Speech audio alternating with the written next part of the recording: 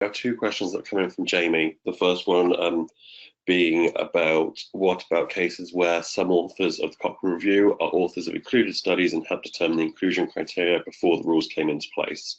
When the review is then updated, what does that pose an issue? I think that these are the kind of I think we'd probably take it on a case-by-case basis. Fergus, would you? Sorry, I didn't quite understand the query. Graham, could you repeat it? Cases where authors of Cochrane Reviews are also authors of included studies and help determine the inclusion criteria before the new rules came into place. So I think we'll address that bit a little bit further on. But if that's already published, when that gets updated, does that pose an issue for those authors, because they'll then be considered conflicted during the update? Well, I would have thought it would be something to be discussed, but I would have thought if the update is an update, it's got to be done again. So I would have thought there is an issue of conflict, and they would be somebody else would have to go over the data again and extract it again and check it. I mean, the Messier standards set out what is required in an update, and a reassessment of all existing studies is a Messier standard. So presumably a group is following all the Messier standards in regard to updates. So I think Fergus is probably right about that. I mean, this is the kind of thing that certainly we'd be happy to deal with on a case-by-case basis, and that's what the conflict of interest arbiters are here for. This is Lisa. Can I just comment on the question is about the inclusion criteria? And I think that's a slightly different point. So if the authors are involved in determining the inclusion criteria, that's fine. They just can't be involved in actually assessing their own study according to the inclusion criteria.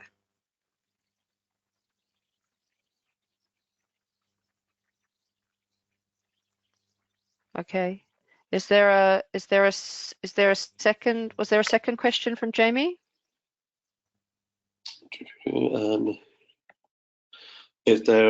So I'll paraphrase slightly.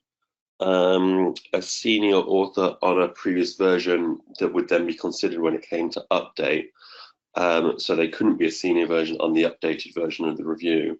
Do we have any suggestions or guidelines on how to communicate that to the author, because it might be quite a difficult conversation? Well, I think the authors, I think we need to communicate the policy generally to authors, and that's something that we need. That's something that we need to work on. I mean, it is policies change in organizations. I think that's probably a fact of life. If groups feel that they would like the support of the conflict of interest arbiters of the editorial and methods department in communicating with author teams, I think I'm sure we could, provide that support. But I think it's absolutely key that authors understand whether they are currently, whether they just come on board after the policy is launched, or whether they are authors now, that this policy be disseminated to that group and they understand what the implications are.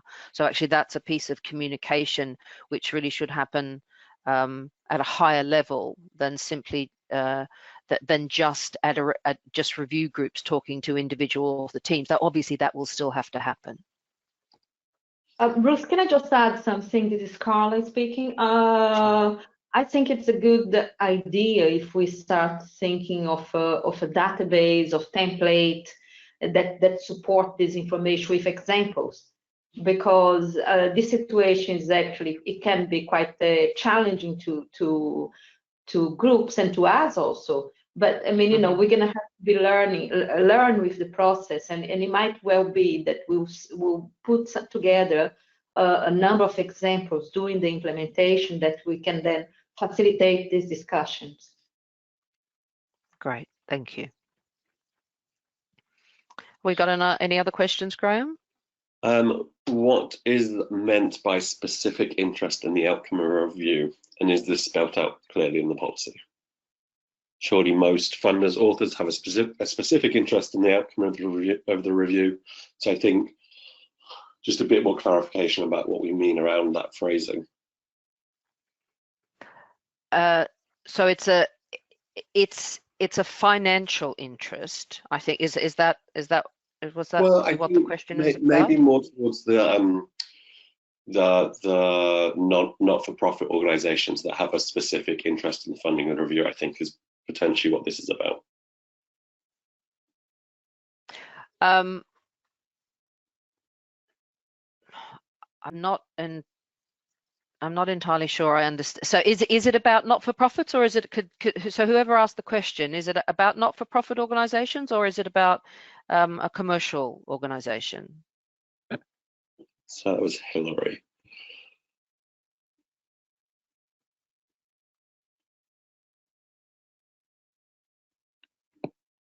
Well, yeah, it's specifically about the not-for-profits. Not-for-profits. So I think I think this probably doesn't apply in, that there will be some groups where this is not really an issue, but you can have not-for-profit organizations who have a clearly stated position on whether on a healthcare topic, on the interventions used in that healthcare topic, and they may be keen to promote or not promote one or other intervention. So they don't benefit financially, they don't get any more money out of it, but if they have a strong opinion about what does and doesn't work, and we do have examples of this in Cochrane, then that could be a problem. But we're not saying in the policy that kind of funding is banned outright. We're saying the exact opposite. We're saying that if a group is concerned that one of these, that a not-for-profit organization could exert some undue influence, then they have an option of discussing that with the conflict of interest arbiters and taking it to the editor-in-chief. But we're not by any means banning that source of funding or support. Fergus, would you want to add anything else to that? I think Lisa wants to say something. It would be helpful if she contributed. Yeah, so I mean, Hillary, I think this is a really gray area, I admit. And, to be frank, this came up in the context of the Gates Foundation, and there was some concerns that, the Gates Foundation is driving research agendas in certain places. And, there have been systematic reviews published on funding sources and their effects on research agendas. We have one of the authors of that review on our call tonight. But the thing is, so it's not just industry, it's not just Gates, it's other groups. And I mean, the thing is, it's harder to suss that out than, areas where we have very robust evidence, like, drug industry funding of drug trials. So I think that's why, as Ruth was saying, this is not banned. It's just, if a group is concerned about that, meaning a CRG, if they're concerned about that, they can raise it with the conflict of interest arbiters to look into that, further. I mean, another example might be, Foundation for a Smoke-Free World. They're not totally they're not at all independent, actually, of the tobacco industry, but maybe some people don't know that. So I think, this is, it's definitely not like we have a hard rule here, but we're just flagging that there may be some nonprofits that people would be concerned about, and the funding, the conflict of interest arbiter panel would be happy to look into that.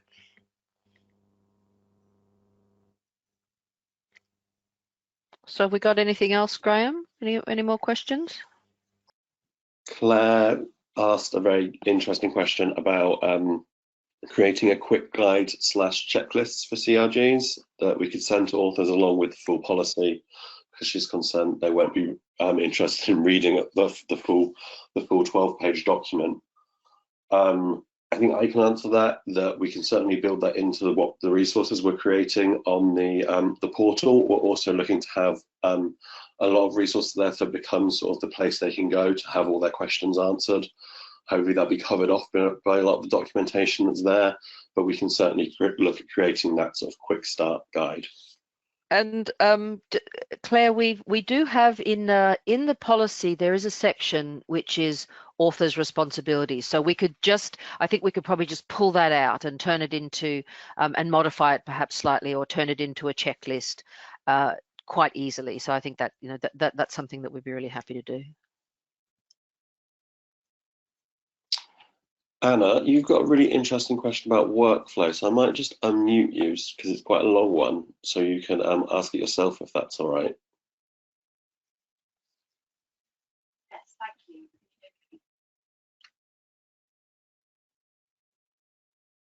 You're a little bit quiet. If you could just speak up a bit. Sorry, is that better? That's much better. Yes.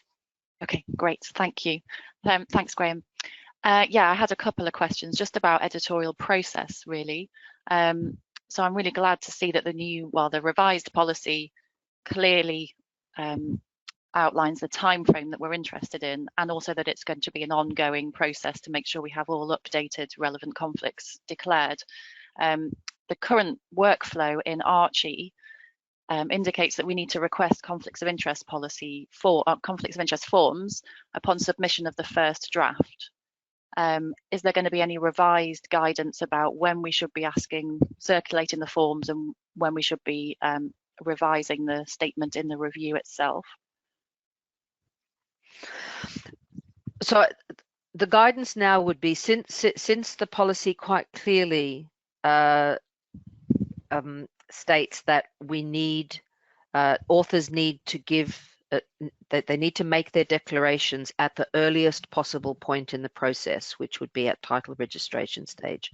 I think probably we are going to have to go back to that point. Now, one of the reasons why we don't know exactly when we can launch the policy is, as I said, we want to make sure that we've got this single DOI entry point.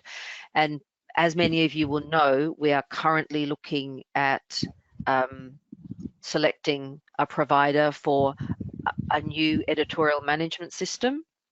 And so we're talking to ITS about that, and also and to the team that's working on the EMS, because ideally what we would want is for the editorial workflow to reflect or to capture these data at the relevant time points. And the first of those, according to the new policy, has to be at title registration, because you have to be making a decision at that stage about whether or not this group of people complies with the new policy. I'm aware that the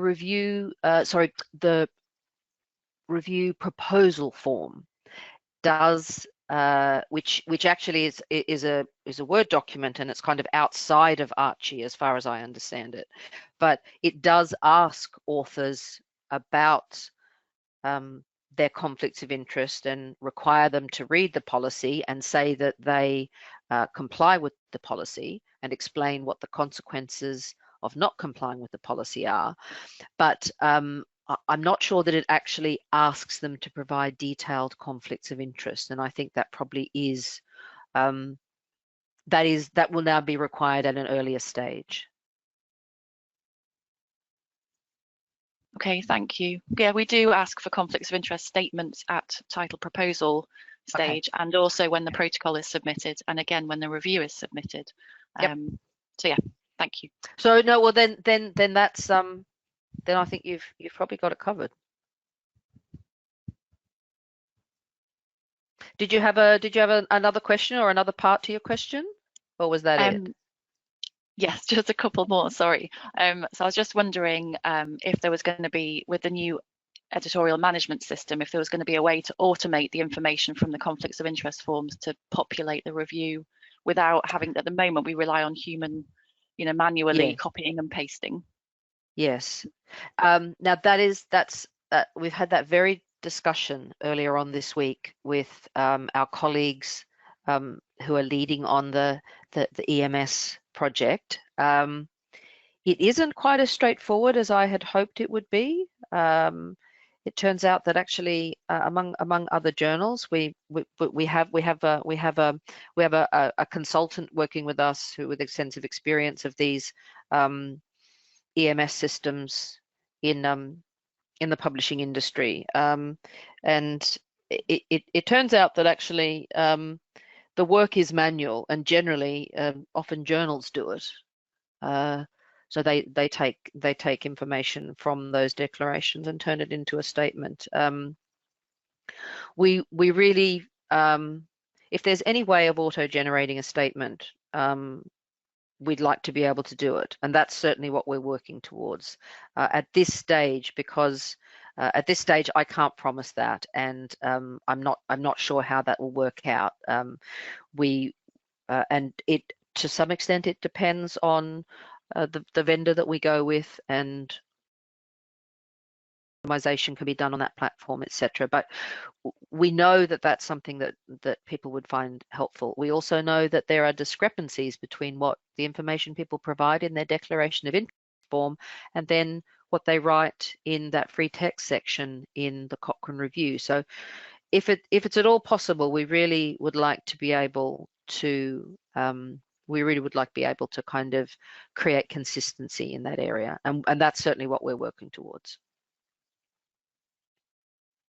Thank you. I did have one final question, if that's okay. Sure. No worries. I mean, I'm sure we're not the only group who's worrying about potentially losing a lot of editors and authors as a result of this policy. Is there going to be any acknowledgement of the fact that our output might slow down? Have the funders been informed? Because I think that's a potential worry, that we're going to be producing less in order to manage this revision of the policy. Okay, I might ask Carla to comment on that. Yeah, I mean, comment too, if you want. Lisa, go on. Yeah, sure, go on. Sure. Go on. Well, I just actually want a clarification about why we might lose the authors. Is it because the policy is stricter, or because they think it's more hassle?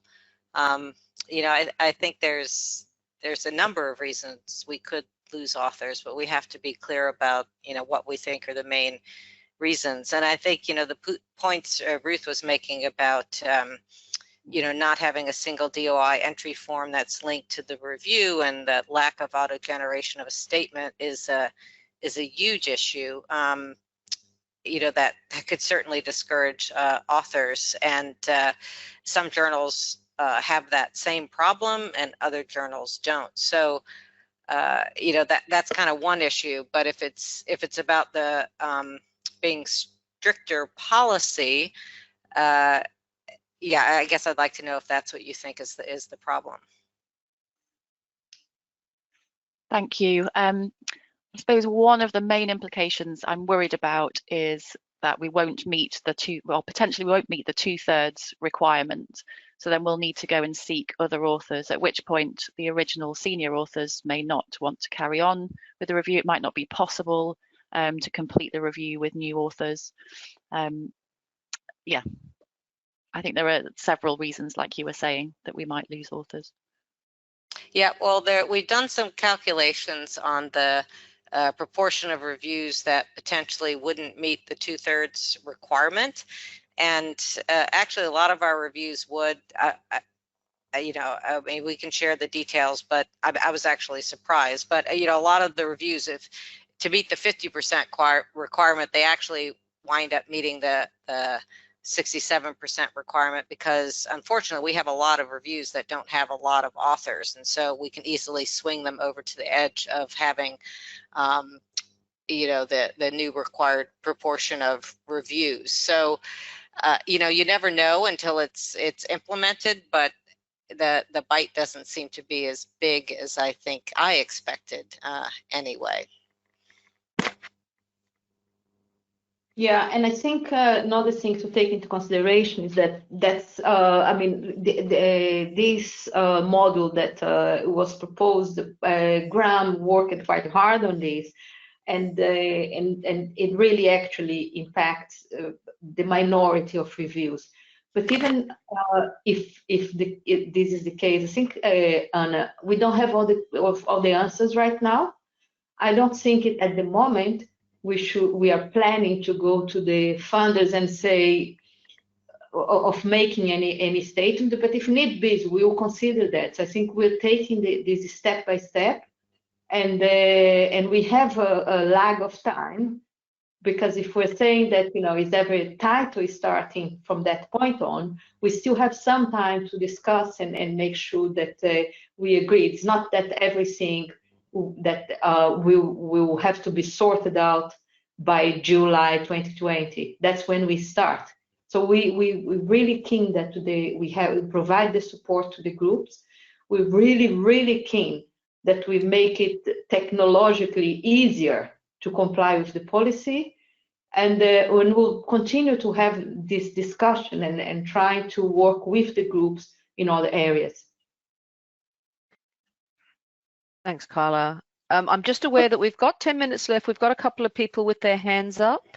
Claire and Jill. So Claire. Hi, Claire. can you hear me? Yeah. Good. It's all following on really from Anna's question, and sorry not to labour a point, but you were saying that if we're going to have to get the COI initiated at the time of registration, we don't put things on Archie until they've been approved and we register them. So that's behind. So if you want to have an electronic copy, we're going to have to do it sort of in a system outside of the current EMS, the current Archie. And we all use paper copies of the title registration form because every group has a slightly different version. Isn't this an opportunity that we actually have that whole registration process electronic and it's all done online with a COI document that's created electronically and then is, as you say, got a DOI to it, which can then be linked to a review, a title if it's registered? Yes, I mean that would be an ideal system. And it's again, because we are at a kind of critical planning stage for the EMS. I've spoken, I've spoken to our colleagues in all these other departments and made clear that I mean, ideally that's what we would have. The title registration would be electronic. Now, that's not within my gift. There's a group of people working on this. There are many considerations, but that's certainly, that's certainly an approach that I would favour, because I think that makes collecting that information easier, and it makes it easier for groups to fulfil their requirement. And just to be clear, the reason why we're saying that we want this at title registration stage is that what we really want to avoid is the most painful situation, which arises when a conflicted author team has registered a title and has started work and has pressed on for many years, only to get to the end and be told that the review doesn't comply with our policy and can't be published, or was published and then has to be withdrawn. And those are the most distressing situations for everybody at the review group, for the authors, and we want to avoid them. And we think that by picking up conflicts early on, as early as possible, that we can avoid those terrible situations. And we understand that obviously people acquire conflict throughout the review process. It's not foolproof, but by starting early, we hope that we can avoid the most serious problems later. And Jill?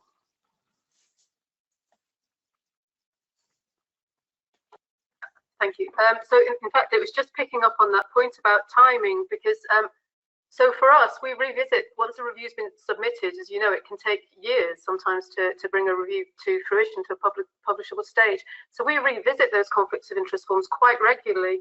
And as you said, it's terrible when you pick these things up right at the last stage. But I'm wondering whether everyone takes the same approach to this. So we, you know, as Anna mentioned, there isn't really any firm guidance on how often you should visit. I don't think, at least, how often you should revisit the statements. So we will do them every, you know, if they're out of date by a couple of months, we will revisit them. And, you know, it's difficult to keep on top of that. I just wondered, have I misunderstood something here? I mean, are we doing more than we need to be doing?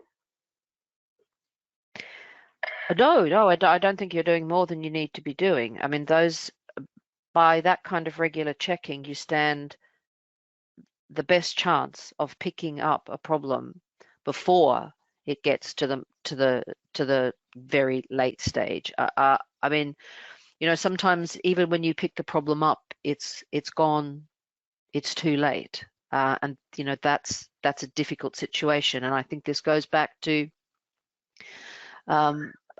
doing more with authors to help them understand the consequences of acquiring, or either starting out with a conflict of interest that breaches our policy, or acquiring a conflict of interest which breaches our policy whilst they're working on the review. I think that the approach that you're taking is exactly the right approach. You know, we are clarifying with authors that they have to make these declarations at regular intervals and at specific time points. So, and what we really would like is for the editorial management system to facilitate that, to kind of automate that process as much as possible, so that authors, ideally what we would like is for authors to get reminders, to be asked to confirm or change the declarations that they made when they registered the title, or whatever the last point that they made those declarations at. That would be really useful if it could be automated, and if there was, you know, clear guidance on how regularly these needed to be done, that would be great. Thank you. I mean, I can't promise, because then it'll be held against me, but I have made it really clear that I think that's the kind of system that will really help authors and review groups. Thank you. Yes. Do we have any other hands up? We're down to our last few minutes. We do have, oh, sorry, we've got another hand up. Robin. Okay. I was just thinking that some commercial companies ask people to give a talk on a topic, not necessarily their drug. Let's say temporal lobe epilepsy or something like that, where they sign the guidance that it's the talk is educational and is not related to any commercial thing, and a small fee is paid, which may then subsequently be donated to charity or something. Is that still considered a conflict? Well, I think it's not related to a specific drug. It's related to. No, I know what you mean. So now the policy is actually quite clear on this in the new policy, and like something is an interest is going to be, a financial interest will be considered relevant even if the payment was made for work or advice that does not relate to the topic of the Cochrane Library content. So it's actually quite clear. That's set out in the definitions table. I think that the thing, though, perhaps, and I mean, Fergus might want to comment on this, because I think we have had cases like this, is if the person did not receive the payment personally, if they gave that small amount to charity, then that's probably something that, you know, we would deal with on a case-by-case basis, because I think we have had situations like that before, if I remember correctly. So I guess that the first answer is no, it doesn't make any difference. That's clear in the policy, but we still are saying that a financial interest has to only exist if the person receives it personally. Yes. I mean, you do have to get the money yourself. So I've kind of been in this situation and asked the company to pay directly to the charity, and they cannot do that. So the money has got to be paid to the person, me, who I've subsequently paid on to, sent on to a charity. But that's a difficult thing to police. So I've removed myself from authorship of epilepsy articles. But I just wondered whether that was, you know, how, so I've not received any funding, any support or anything like that, any payment from any commercial company. But I would obviously fall foul of that. I've assumed I've fallen foul of it just by the fact that I've had a relationship with a commercial company. Is that correct? Ruth, can I comment on that? Yeah, sure. And I know we're running out of time, but so the new form, which, you know, we're all like, you know, waiting with bated breath for a new automated form, but it should make this a lot easier, because everyone would declare all of their financial ties, and then they would indicate if it was related or not directly related to the topic. So we would know, and someone can make a judgment about that, and also whether it went to them personally or to some other organization. And I think, you know, the judgment call you're talking about is whether, oh, if it goes to some organization, did you have access to it or not? So there was a famous case in the US of some guy who like got $1.8 million over a 1-year period, and he gave it all to his wife's art gallery. So, you know, he declared that, you know, that wasn't relevant to his work, but obviously he, you know, was benefiting from it financially. So I think, you know, this is where we get into the case by case basis that we would have to look at. But I do think the new form, you know, would hopefully just make it so much easier for people. You just list everything and you say, you know, is it related or not? And you have to list it even if it's not related. And then did it go to you or your institution? So hopefully we can get to that kind of simpler reporting. Yes, it sounds. Yeah. I am going to have to wrap things up because we're on the hour now, I'm afraid. We do have a bunch of other questions that are in the chat still, and like I said at the start, we'll get to as many of them as we can over email in the next day or so. To answer a few things, we will be sharing the slides, we'll be sharing the recording of this presentation, and there will be a Q&A section available that will be updated regularly after these sections on the portal. But unless any of the other team members have anything to add, I just wanted to thank you all for your time today. Like I said, this is an ongoing process. We will be continuing to have sessions like this throughout the year and up until the policy, the rollout, while we further address some of the implementations issues that have been discussed. Ruth, did you have anything else you wanted to add? No, that's it. Just that. Add my thanks to everybody for joining.